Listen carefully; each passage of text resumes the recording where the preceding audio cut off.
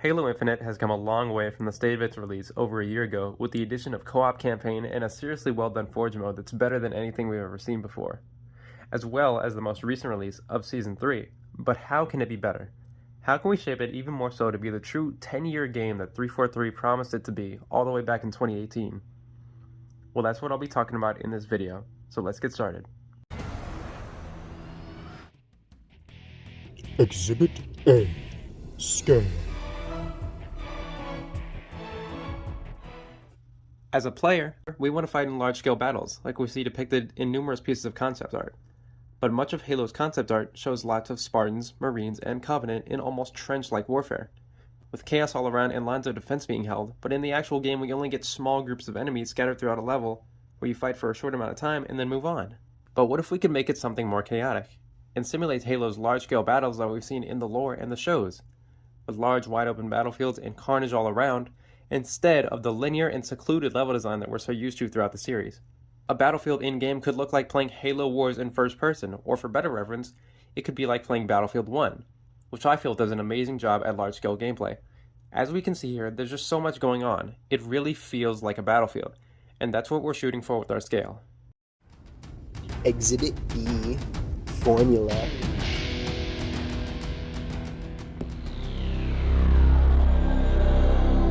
In Halo 1, there was maybe 30 seconds of fun that happened over and over and over and over again. So if you can get 30 seconds of fun, you can pretty much stretch that out to be an entire game.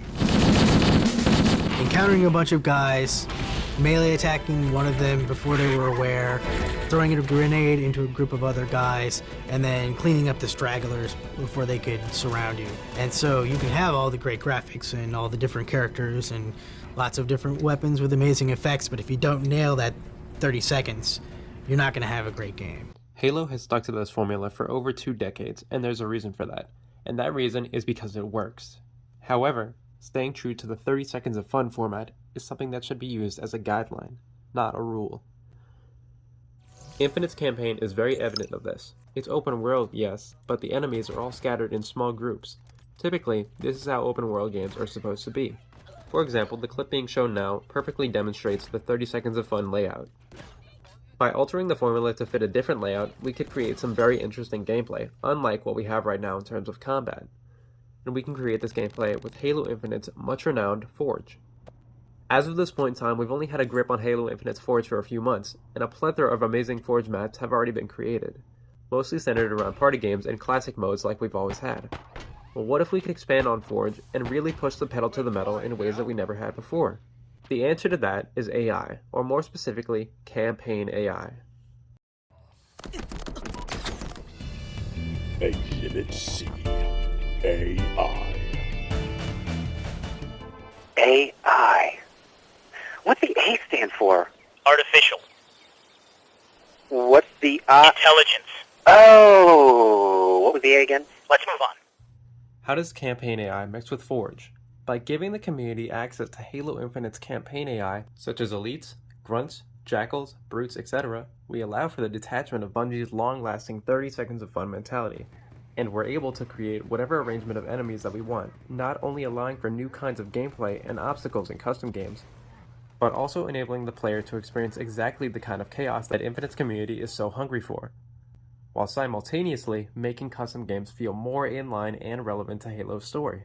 And with Infinite's 24 player capacity limit at full, 24 Spartans against as many AI enemies as the player sees fit. Now that has some real potential. 343 has come a long way since past games, with all the feedback and the criticism from fans helping to shape what we want from the franchise. 343 has listened, which is why, as a community, we should continue to give them feedback, so they can build a game that us fans have dreamed of ever since we first started playing Halo. So, keep giving feedback, and if you've made it to the end of the video, I'd like to thank Shaun and Reese for helping me through my creative process. They were a big help, and thank you so much for watching. Make sure to like and subscribe if you enjoyed the video, and have a great day.